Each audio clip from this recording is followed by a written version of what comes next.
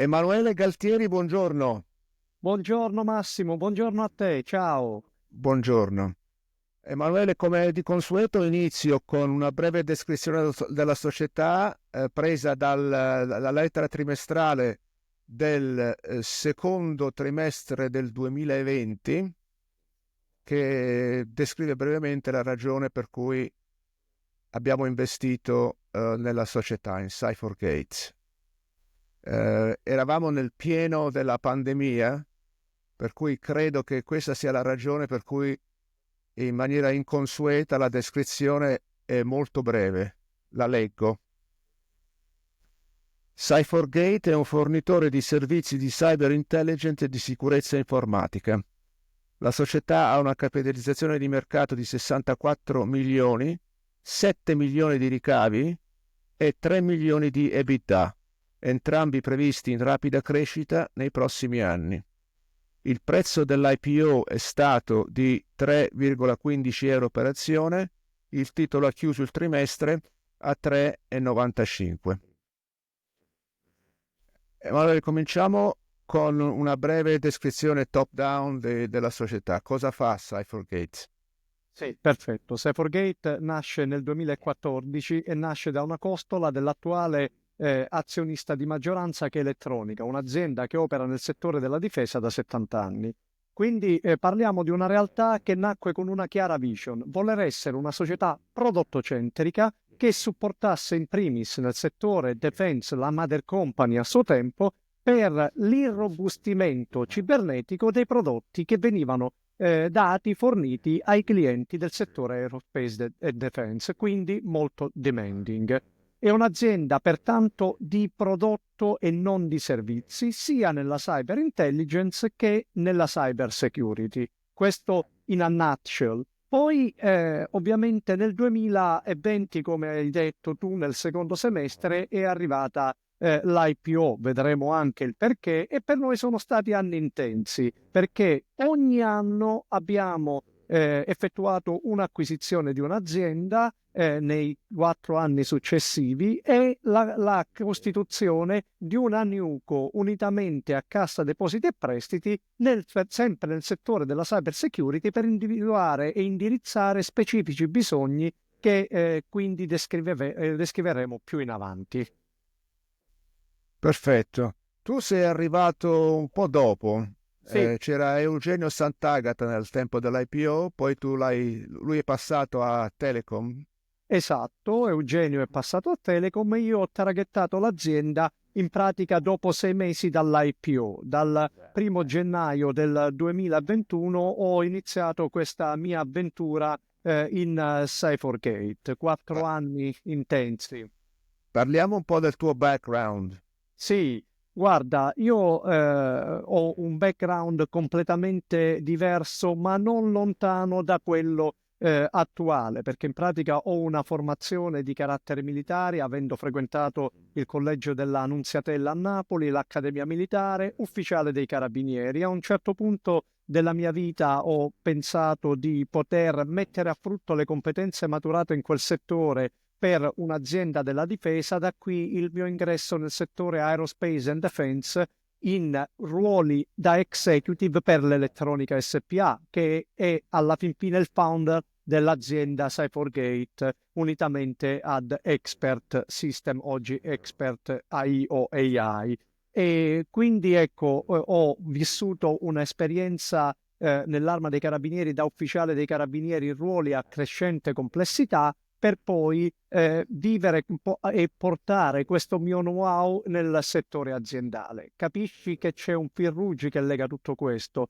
Vengo da un mondo che deve produrre sicurezza, quindi l'Arma dei Carabinieri, per passare a una realtà che crea tecnologie che sono applicate per rendere più sicura la vita digitale delle persone. Quindi questo è il fil rouge che mi ha caratterizzato in questo percorso. Che era un po' il fil rouge anche di Eugenio, giusto? Esattamente, ancorché lui provenisse dalle forze armate e non dall'Arma dei Ok, Carabinieri, però è lo stesso fil rouge, quindi il DNA è quello effettivamente.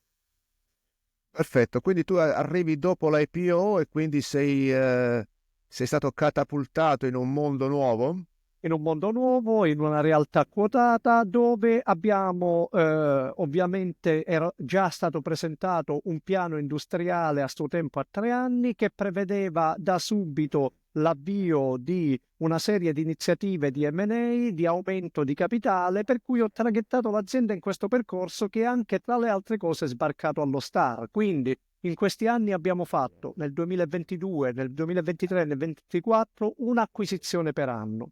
Nel 2024 passate allo Star, fine anno 2024 la creazione di una JV, di una NewCo, come ti dicevo in apertura con CDP. Il tutto rimanendo sempre fedeli alla visione di una ditta di prodotto nel settore della cyber intelligence e cyber security. Con quale vision finale, con quale obiettivo che stiamo ancora perseguendo? Quello di essere il polo tecnologico nazionale ed europeo della cyber security e cyber intelligence in un momento storico in cui si assiste a un consolidamento nel settore tra industrie. Certo, adesso ci arriviamo. Parliamo un po' della tua esperienza in borsa. Beh, guarda, l'esperienza in borsa è stata ed è un'esperienza particolarmente positiva.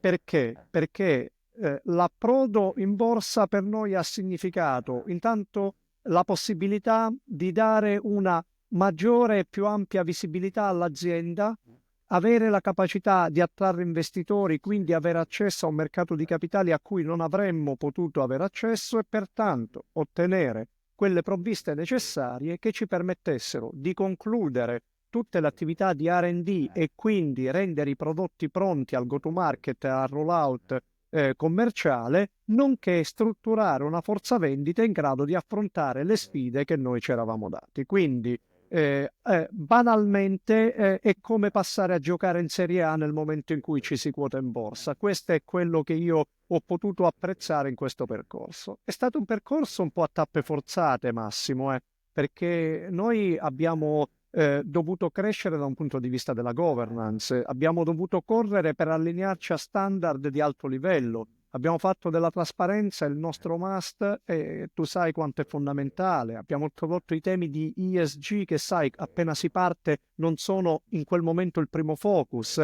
Quindi ti devo dire, siamo diventati maturi in poco tempo. E l'altra grande cosa è che mi ha aperto il mondo come azienda ad un contesto di stakeholder diversificati, perché dentro abbiamo avuto azionisti con cui doversi confrontare, analisti finanziari con cui dover avere degli scambi di vedute. Questo è arricchimento, questa è crescita per l'azienda in competenze e in valore che poi devi scaricare negli anni a venire in risultati e performance.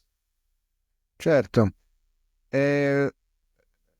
Una ragione importante per essere quotati in borsa è anche quella di fare aumenti di capitale, e c'è stato questo grosso aumento di capitale per finanziare Importante, l'acquisizione di importante. RCS di 90 milioni nel 2022. Nel 2022, nei primi del febbraio del 2022, anche qui ancora in una fase Covid e appena a me li abbiamo un po' avuti tutti noi i piccoli cigni neri, il Covid nell'IPO, l'aumento di capitale con lo scoppio della guerra in Ucraina. La guerra russo-ucraina accadde in quel momento e i mercati impazzirono, per cui noi abbiamo osato, abbiamo fatto bene a osare e questo ci ha permesso di fare questo aumento di capitale per un'operazione transformational, perché Esatto, ovviamente è stata un'operazione che ha trasformato in maniera radicale il bilancio della società, assolutamente accrescendo di molto la top 3 punti, line, tre i punti. revenues, ma allo stesso tempo avendo un effetto negativo sulla profittabilità di bottom line, perché ovviamente c'è da ammortizzare, no, l'acquisizione. Esattamente, per cui Per l'effetto è cui stato quello, ancora ne abbiamo degli strascichi perché il periodo di ammortamento dura 3 anni, siamo quasi in fase finale, però l'impatto è stato, come tu dici, veramente rilevante. Questo ha fatto sì che però ci robustissimo, come vedremo più in avanti, sulla linea di prodotti della cyber intelligence e per noi ci ha dato accesso a un mercato prima non visibile e non aggredibile. Ecco, per cui questa è stata veramente un'operazione importante e che ha drenato anche tante energie, come immaginerai quando fai entrare all'interno di una compagine aziendale, una realtà 3 volte più grande di te, con una storia di 30 anni di vissuto e DNA già consolidato. Lavorare a amalgamare, a far dialogare queste anime ed efficientare la macchina non è stato certamente semplice. Ecco, questo sicuramente è stata un'altra bella sfida che abbiamo aggiunto nel contesto e nel basket delle challenge a cui ci siamo dovuti dedicare in questi anni. Certo, se andiamo a guardare la performance del titolo, c'è stato una performance molto molto buona subito dopo l'IPO. Nel 2020 il titolo è salito, al contrario di tanti che nel contesto della pandemia erano scesi. Poi nel 21 c'è stato un periodo di stabilità fino ad un ulteriore spike del prezzo che è culminato a settembre del 21 con l'arrivo ad una valutazione di 13,5 Corretto. euro per azione. Dopodiché è cominciata una fase calante che dura tuttora, che ha riportato il titolo praticamente ai valori originali dell'IPO. Parliamo un po' di questo fenomeno.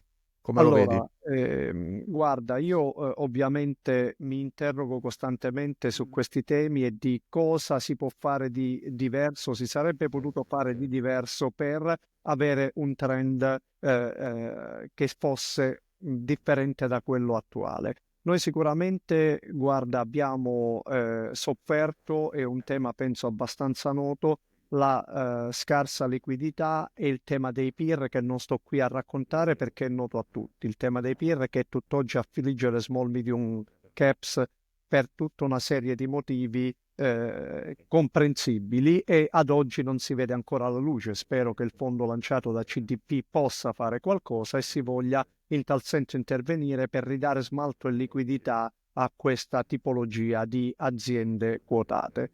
A questo si aggiunge anche il fatto che abbiamo vissuto un'epoca in cui, nel momento in cui ci fu il Covid, ti ricordo, ci fu il più alto tasso di digitalizzazione perché c'era lo smart working e poi ci fu la conseguente esigenza di dover lavorare da casa e mettere in sicurezza chi lavorava da casa. Quindi c'è stato uno spike importante lì dove ci fu una forte promessa a livello europeo di PNRR sulla cyber che avrebbe dovuto scaricare a terra tanti miliardi a livello europeo, tanti milioni a livello italiano. Bene, noi tutto questo che avevamo messo nella top line a budget e nell'arco di piano, sinceramente non l'abbiamo visto, per cui abbiamo dovuto rimboccarci le maniche e andare a trovare altrove una parte di quei valori che il PNRR avrebbe dovuto far scaricare, per cui questo è un tema che va considerato. Quindi quello che ti posso dire è che se oggi guardo il titolo e il valore, il market cap dell'azienda, ritengo non rispecchi in alcun modo il potenziale che questa azienda esprime e quanto già c'ha dentro in termini di valore inespresso. È un titolo per capitali pazienti, ma è un titolo che nel medio termine darà soddisfazione. È un'azienda che progressivamente sta accrescendo i suoi ricavi, ancorché al di sotto delle guidance, che quindi il titolo sconta anche tutto questo sicuramente,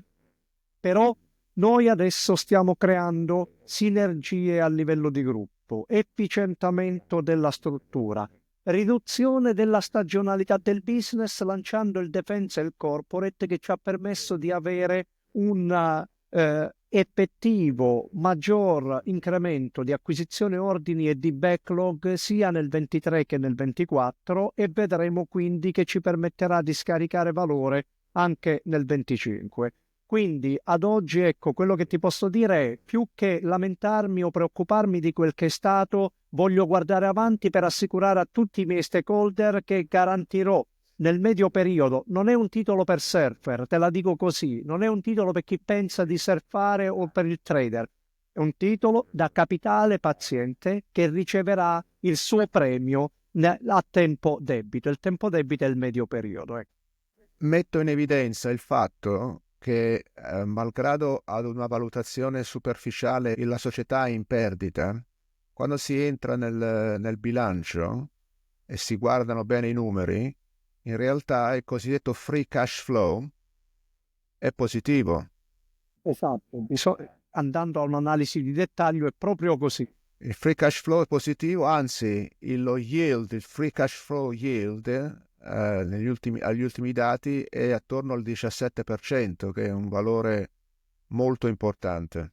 Ti confermo, e questo ti fa capire come stiamo costruendo su fondamentali solidi, e il titolo, anzi l'azienda, e di conseguenza il titolo, l'azienda assicurerà quelle performance che tutti si aspettano, trainati dal settore defense in primis. E sul settore defense è inutile dire che il primo e miglior partner industriale è il nostro principale azionista, che si avvale di noi a supporto per tutta la cornice di cyber resilience che viene richiesta, e poi il mondo corporate, sul quale abbiamo iniziato from scratch l'anno scorso e ci aspettiamo importanti evoluzioni nel corso del tempo. Benissimo, allora arriviamo adesso ad una descrizione un po' più particolareggiata della società. Cosa fa Cybergate?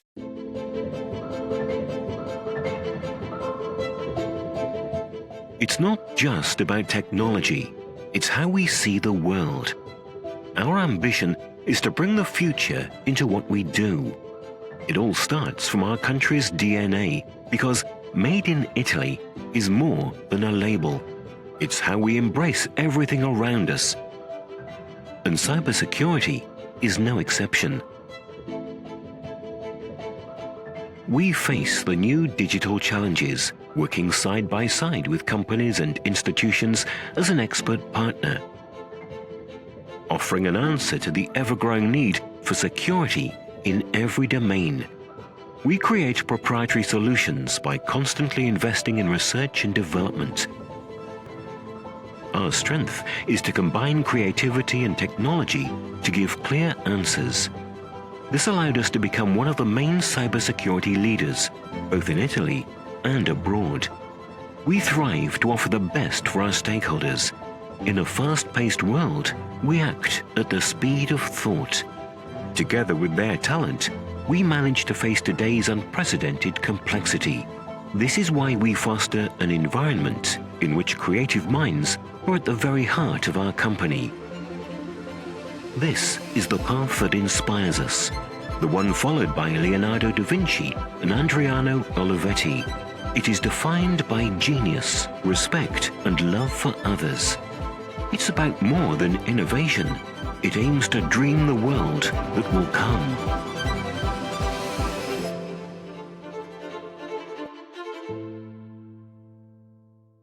Sì, allora, una cosa importante è ricordare che siamo una ditta high-tech.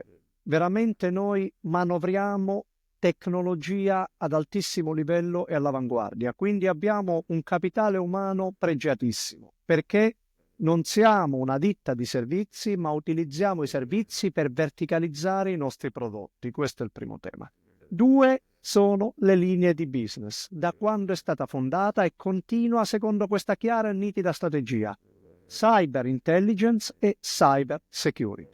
Cosa vuol dire per noi cyber intelligence? Cyber intelligence è tutto ciò che ha a che fare con la capacità di correlare enormi moli di dati per trarre fuori dei meaningful insights, per cui degli elementi decisionali che permettano ai decisori di qualsiasi livello, siano essi amministratori delegati di aziende o direttori, oppure nell'ambito delle pubbliche amministrazioni, direttori generali, funzionari, eccetera, di poter prendere decisioni informate in poco tempo e con il minor livello di rischio possibile. Quindi si tratta di software che abilita alla decisione.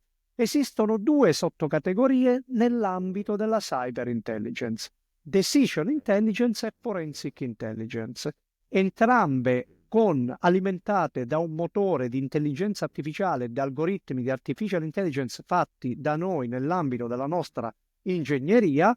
Qual è la differenza principale?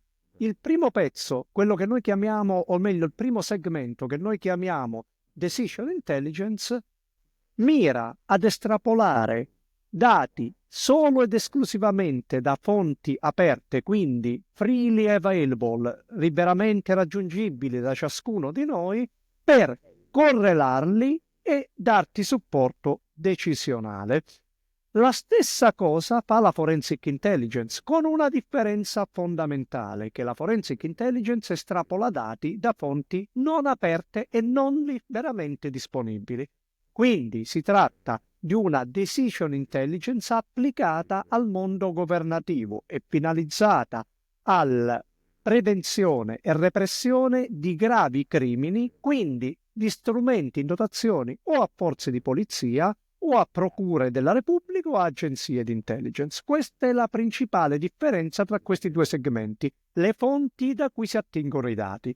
Seconda importante differenza è che mentre la decision intelligence, che prende dati da fonti aperte, è liberamente vendibile, è vendibile sia a istituzioni che ad aziende, ovviamente la forensic intelligence è esclusivamente destinata a enti governativi e per l'export c'è l'obbligo di chiedere una licenza di esportazione al governo italiano, che può autorizzare o meno a seconda dell'end user di cui si tratta. Ecco, questo è il tipo di prodotti.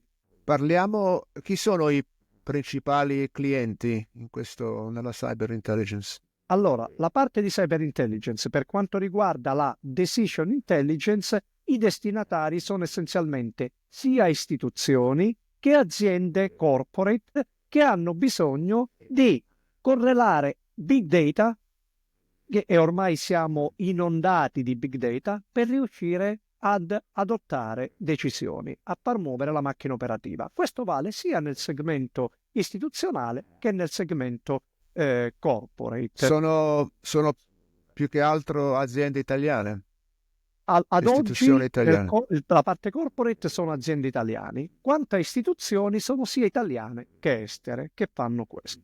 Per quanto riguarda la forensic intelligence, siamo presenti in Italia sulle forze di polizia, siamo presenti presso le procure della Repubblica Nazionale e all'estero siamo presenti presso forze di polizia estere, perché, vi ricordo, c'è un grosso track record di RCS che è da 30 anni che opera nel settore, particolarmente in Europa, per cui i clienti, in questo caso istituzionali, sono focalizzati prioritariamente in Europa e in qualche paese extra Unione Europea. Ecco, così è suddiviso, direi, il mercato.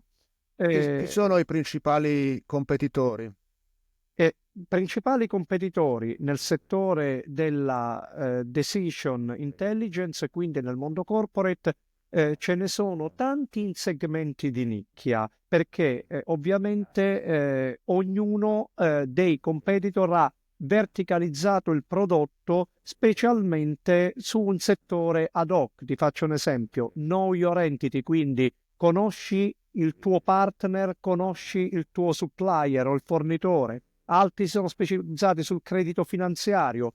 Noi ci siamo specializzati sulla capacità di fare corporate intelligence, business intelligence, quindi supportare le aziende, quando parliamo del settore aziendale, nella capacità di fare delle due diligence per andare a individuare se legarsi o meno a un partner o un fornitore, oppure per esempio se avviare una due diligence per un'ipotesi di un M&A, per cui ci siamo specializzati molto di più in questa nicchia. E su questa nicchia non abbiamo competitor italiani, ma i competitor sono in particolar modo statunitensi e americani. Ti potrei citare ad esempio Palantir, che è uno dei colossi che fa questo. I numeri non sono comparabili perché loro sono monoprodotto, ma veramente strong in questo specifico settore, e altri competitor europei. Mentre per quanto riguarda la parte di forensic intelligence destinata ai governi, effettivamente è una nicchia in cui in Europa siamo veramente tra i pochi, non è un settore ad ampia diffusione. Quindi i ricavi come sono riconosciuti? Cioè, voi vendete un prodotto con una Allora, licenza? sì, essenzialmente, mentre la parte di decision intelligence viene venduta come una licenza annuale, un annual subscription, e poi ogni anno c'hai una parte di maintenance and upgrade pagata.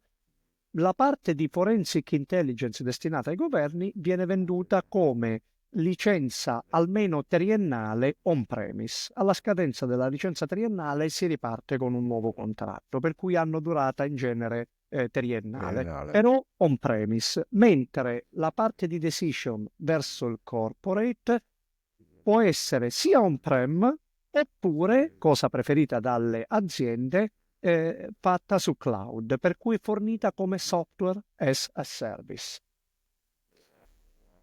Dunque, in Italia voi avete un chiaro vantaggio competitivo rispetto a Palantir e altri. Sull'Italia sicuramente tieni presente che il totale del fatturato, fatto 100 il fatturato, circa il 75% è fatto da istituzioni. Per cui queste due dimensioni. I nostri clienti sono in primis clienti istituzionali perché il nostro DNA è quello di essere vocati verso le istituzioni. Stiamo lavorando per accrescere la quantità di revenues provenienti dal settore corporate, è un 25% che grazie alle acquisizioni effettuate, ricordo la francese di Atim e l'italiana XTN, che lavorano con clienti corporate, ci espanderemo sempre di più lungo questo settore. Quando dici istituzioni, fammi un esempio. Per noi istituzioni sono Ministeri della Difesa, Ministeri degli Interni, pubbliche amministrazioni centrali solitamente, un po' meno le pubbliche amministrazioni locali e nel caso della Forensic Intelligence le forze di polizia. Questi sono i nostri clienti istituzionali che però pesano molto sul nostro portafoglio perché sono quelli più importanti, ma questa è anche un'opportunità legata al fatto che loro sono molto demanding, per cui le performance e gli standard tecnologici richiesti da queste istituzioni sono davvero elevate. Andando sul mondo corporate capisci che con queste tecnologie abbiamo vita più facile, cioè anzi devi fare un downgrade perché non è questo quello che serve tante volte alle corporate. Poi ovviamente abbiamo anche il segmento della cyber security. Concluso il segmento, quindi la linea di business della cyber intelligence, abbiamo Benissimo. il segmento della Parliamo cyber della cyber security che è un tema molto attuale. molto attuale. Quindi noi anche qui abbiamo realizzato un basket di prodotti e tecnologie che abilitino il cliente a vivere nel mondo digitale in maniera più sicura. Essenzialmente il set di prodotti con cui ci proponiamo al mercato è fatto da 4 principali piattaforme. La prima, RTA, Real Time Analytics. Il termine tecnico è si tratta di un SIEM. Che cos'è? Molto semplicemente, è un software che installato nelle reti di un'azienda, installato nelle reti di una istituzione, è in grado di individuare in tempo reale potenziali attacchi, dare un immediato warning all'operatore affinché quell'attacco sia limitato e si eviti di portarlo ad ulteriori conseguenze. Quindi è un sistema di alerting molto avanzato che ti dice c'è stato presumibilmente un attacco, l'attacco è localizzato in quel punto della rete, ti suggerisco le seguenti azioni di remediation o addirittura, se l'end user vuole, essendo questo nostro prodotto mosso da algoritmi di intelligenza artificiale, si può avere una automatic o automated response, per cui anche fare una serie di attività che le fa la macchina in sostituzione dell'uomo laddove possa risultare necessario. E questo è un prodotto RTA. Poi abbiamo un altro interessante prodotto piattaforma che è il Cyber Digital Twin. Che cos'è il Cyber Digital Twin? È un prodotto che è in grado di permette all'utente finale, al cliente, di simulare o emulare all'interno di questo prodotto la propria rete che può essere IT, cioè tutti i server e i PC connessi, ma anche OT. Immaginiamo la catena di produzione, quindi con tutti i livelli di automazione del caso, di un'azienda di automobili o una società produttrice di qualsiasi tipo di bene. Ecco, questa è la parte OT, Operations Technology. Ora, questo oggetto, nel momento in cui tu simuli ed emuli una rete di questo genere, ti permette di inoculare all'interno veri scenari di attacco cibernetico. Per fare che cosa? Per vedere come reagisce la tua rete. Ma la tua rete è cyber resilient o no? Ha un potenziale attacco cibernetico moderno? Tu non lo puoi andare a sperimentare sulla rete vera perché blocchi un'azienda. Quindi lo hai simulato in un oggetto che ti rende molto simile al vero oggetto, infatti digital twin, al vero oggetto, ciò che tu vuoi testare. Secondo tema, prima di introdurre in rete nuove tecnologie, tu vuoi verificarne la resilienza e la robustezza, quindi le inserisci in questo oggetto e le testi, per cui ti funge da test bench, da test and validation system, e poi le metti in operatività sulla rete reale, dove sarai sicuro che non avrai problemi di tipo cibernetico. Infine, ti permette anche di fare training col tuo personale e fai training sul digital twin, per cui su un qualcosa di davvero simile alla tua rete, e diventa un'esperienza hands-on su qualcosa di reale, non simulazioni per vedere come accade un attacco. Ultima, ma non per ultimo in ordine di importanza, hai la possibilità di creare la cosiddetta on-a-net o on-a-pot, che vuol dire se tu crei il gemello digitale della tua rete e lo attacchi alla tua rete vera, nel caso in cui venga un vero attaccante, tu lo dirotti su questo oggetto e lo puoi isolare per evitare che vada a compiere l'attacco sulla rete vera.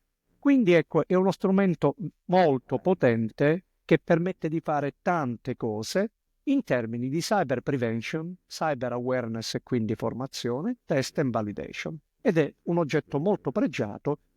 In Europa ce ne stanno davvero pochi con queste caratteristiche. Poi abbiamo XTN. XTN è un prodotto che mette in sicurezza le app che effettuano transazioni economiche. Pensa alle app del banking che ti permettono di fare il bonifico dal tuo cellulare. Benissimo. Purtroppo sono oggetto di attacchi cibernetici, per cui possono distogliere il denaro dal proprietario verso altre mete.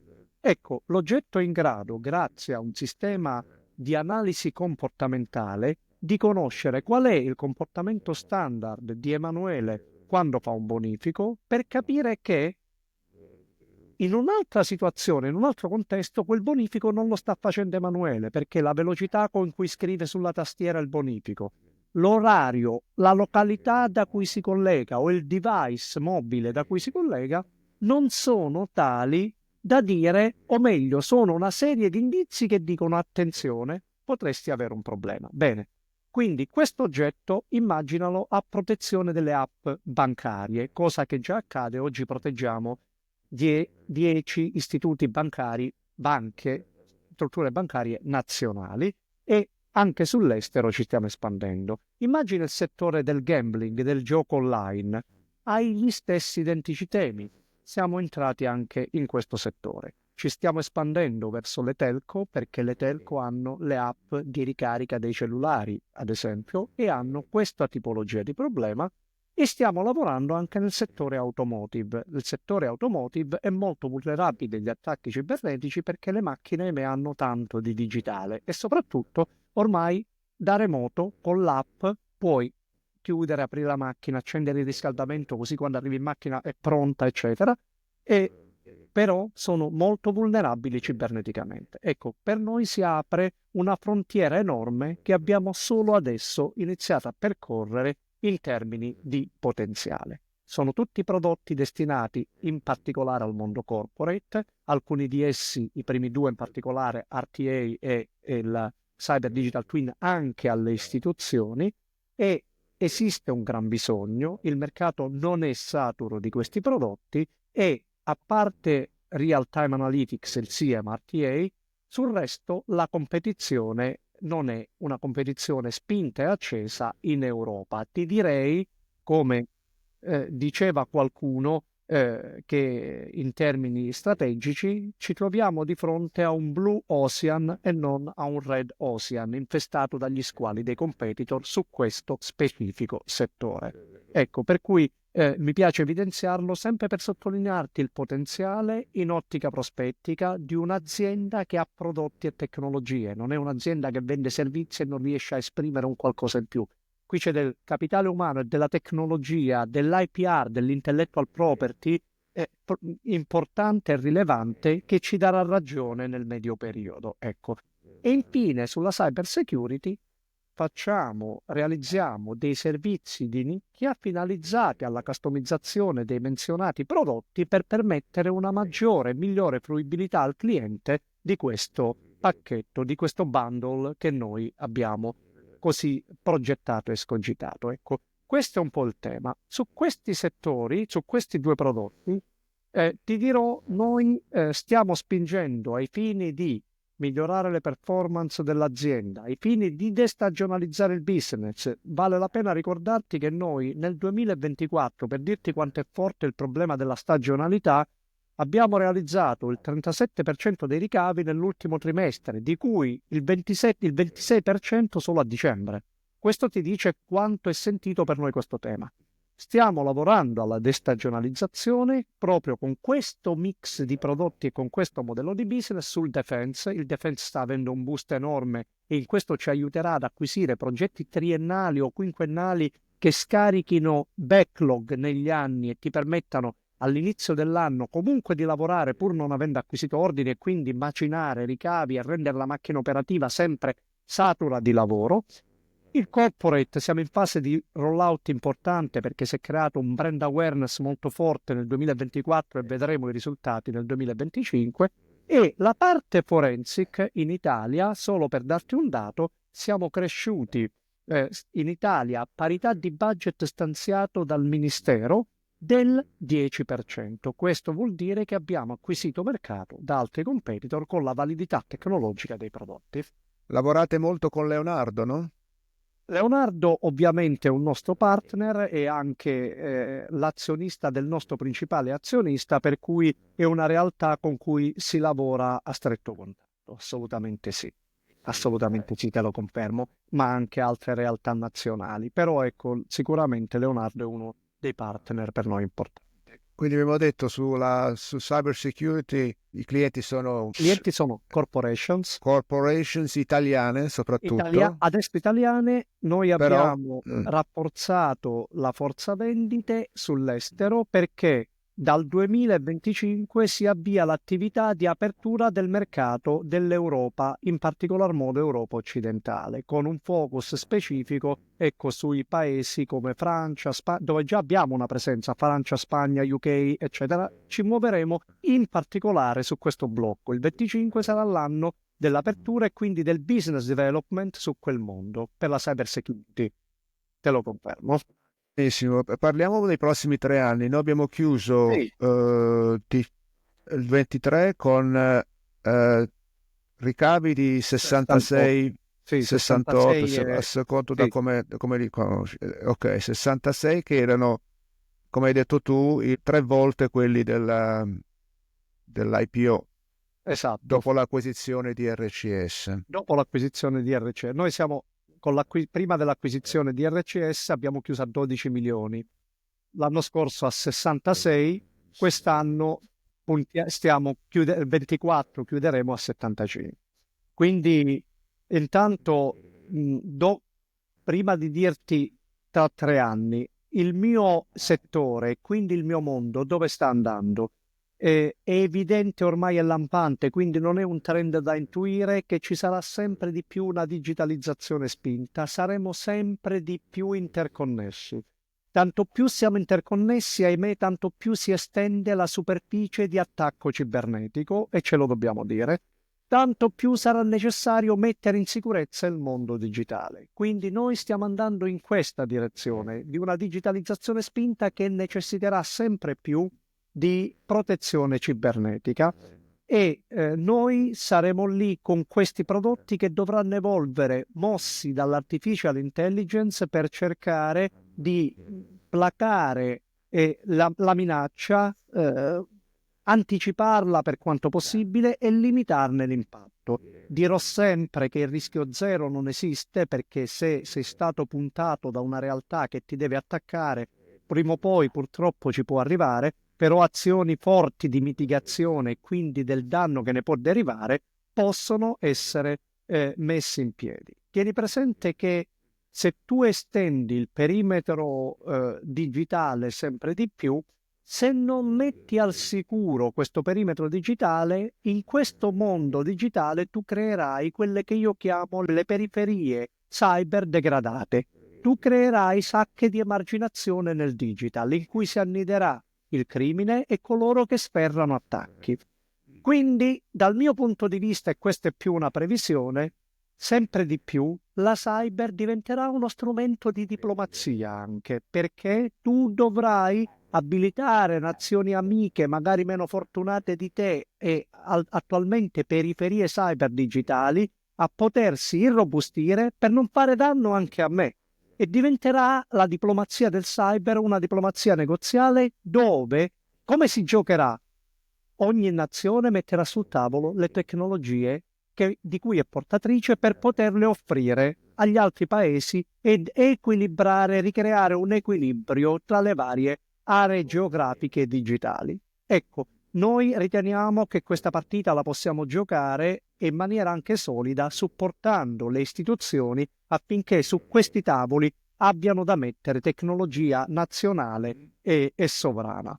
Noi tra 3 anni sicuramente avremo un tema che continuerà a persistere, che è quello dell'innovazione. Però, come mi piace dire, innovazione nella tradizione. La tradizione è guardarmi dietro da dove parto e rimanere fedele al business e alla strategia. La strategia mi dice che io sono bravo e so fare bene cyber intelligence e cyber security, devo crescere però in questa nicchia e robustirmi in questa nicchia che è destinata comunque ad avere grandi numeri. Quindi nei prossimi 3 anni io vedo una crescita in linea con i trend di crescita del mercato che presidio, tra il 10 e il 12% almeno di CAGR. Questo è, ecco, una mia previsione ad oggi. E come si rifletterà questo andando giù nel PNL? Perché abbiamo detto che l'ammortamento dell'acquisizione verrà a sciogliersi, per cui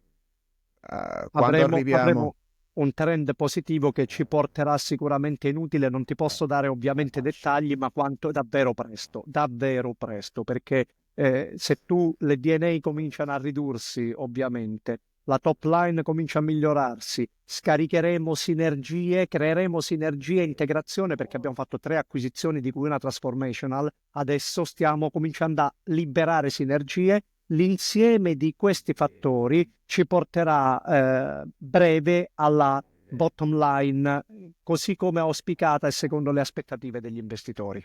Dammi un'idea di quelli che possono essere i margini normali a cui stiamo tendendo. Guarda, per noi il margine a cui dovremo tendere è, alla luce ora del mix di tutti i prodotti e delle aziende che ho messo insieme, in un arco, te lo dico così, di un quinquennio, può essere nell'intorno del 35-36%.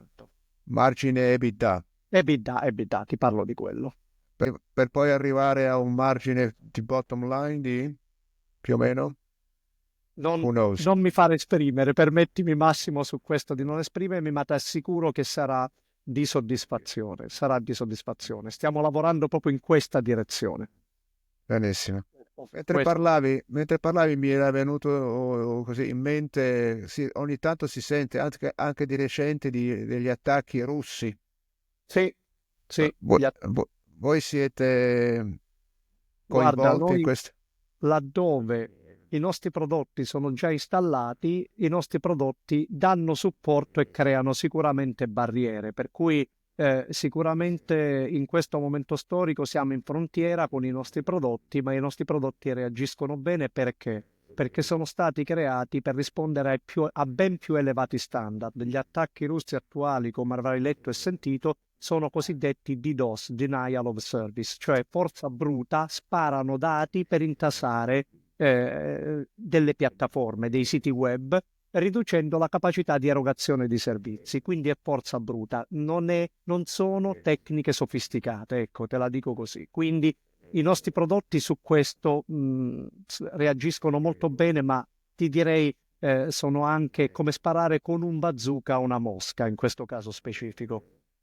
Però siamo coinvolti, daremo supporto perché dietro un attacco di DOS si potrebbe sempre annidare nel sottobosco un attacco più subdolo che tu non cogli perché c'è stato questo grande rumore creato dal DDoS, appunto. Per cui ecco, lì sta un impiego efficace della tecnologia unita alla capacità dell'uomo di impiegarla e leggere tra le righe cosa sta accadendo.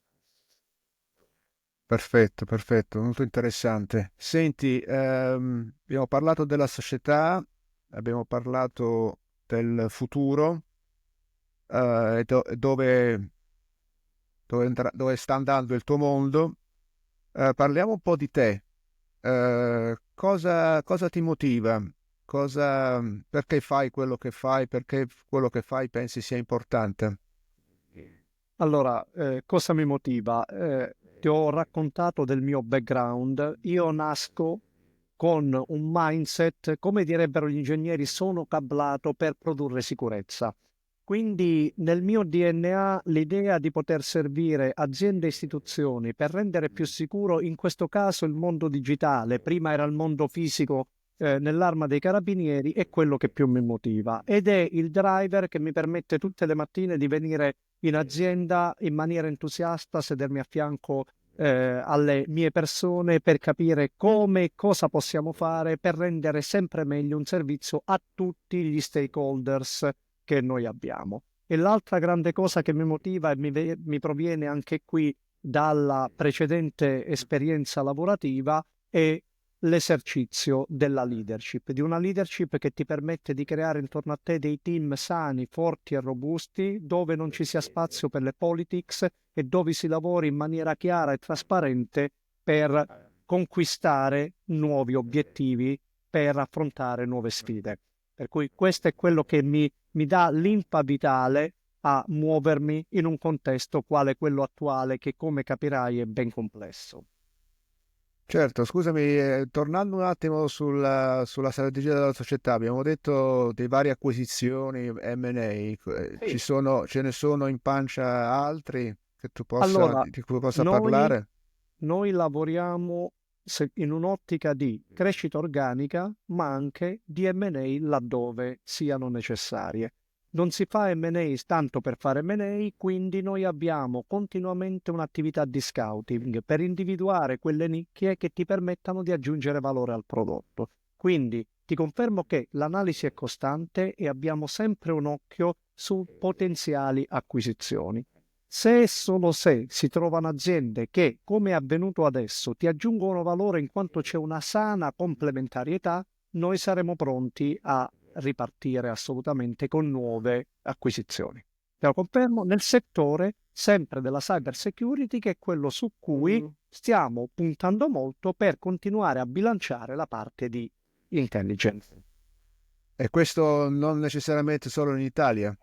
Non necessariamente solo in Italia, per noi il target è Europa, perché il nostro obiettivo è essere il polo tecnologico italiano ed europeo di cyber security e cyber intelligence. Quindi ci deve essere una piena coerenza con questa strategia e visione. Perfetto. Senti, questa è una domanda che al termine faccio a tutti. Dimmi un personaggio, un imprenditore, anche un'idea a cui fai riferimento e da cui trai ispirazione. Sì, Massimo, allora guarda, io su questo tema magari forse ti deluderò. Non ho un personaggio a cui ispirarmi perché il mondo e il contesto che vivo è esageratamente volatile, complesso, ambiguo per cui non esiste una persona, un personaggio, una personalità che sia valido per tutti i tempi e per qualsiasi realtà. Quindi ti dico questo, ho dei valori a cui mi ispiro perché quelli sono immutabili nel tempo e sono quelli dell'onestà, del rispetto e della dedizione, del serio commitment che per me sono fondamentali. Però ti dico, sono una persona che ritiene che per fare questo business in un contesto così volatile, dove la strategia di questa mattina tra 6 mesi non è più valida, deve avere a portata di mano la cassetta degli attrezzi per attingere ciò che serve al momento giusto per poter guidare una realtà di questo tipo verso gli obiettivi che si è prefisso. Quindi ti dico che io leggo tanto e poi faccio esperienza sul lavoro di tutto ciò che leggo, per cui lo testo e lo provo. Sul tema della leadership io mi sono molto appassionato al tema dell'intelligenza emotiva, che è fondamentale per avere a bordo le persone che lavorino con il desiderio di seguirti e non perché sei il capo o perché hai dei gradi sulla spalla. E fonte di ispirazione per me è l'autore americano Daniel Goleman sui temi della leadership e lo sviluppo della capacità di leadership, cioè di creare dei follower che hanno deciso di seguirti per quello che tu sei e per cosa esprimi. Mi piacciono molto le letture di John Maxwell, che è molto pratico nel modo in cui te le esprime e mi permette nel day by day di provarle.